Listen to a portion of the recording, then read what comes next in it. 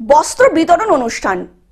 স্বেচ্ছাসেবী সংগঠন মানবতার পক্ষ থেকে দুদিন ব্যাপী বাৎসরিক অনুষ্ঠান উপলক্ষে শুক্রবার বস্ত্র বিতরণের অনুষ্ঠানের আয়োজন করা হয়। এই অনুষ্ঠানে দক্ষিণ দিনাজপুর জেলার হিল্লি ব্লকের বিভিন্ন প্রান্ত থেকে সাধারণ মানুষকে বস্ত্র প্রদান করা হয়।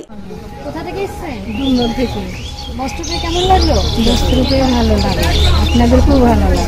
এই অনুষ্ঠান থেকে প্রায় শতাধিক সাধারণ মানুষকে বস্ত্র বিতরণ করা হয় বলে সংগঠনের পক্ষ থেকে জানানো হয়েছে।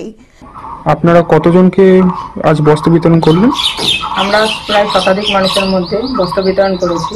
হিলি ব্লকের বিভিন্ন প্রান্তের মানুষদের মধ্যে আমরা এই নতুন বস্ত্র কিনে দিয়েছি।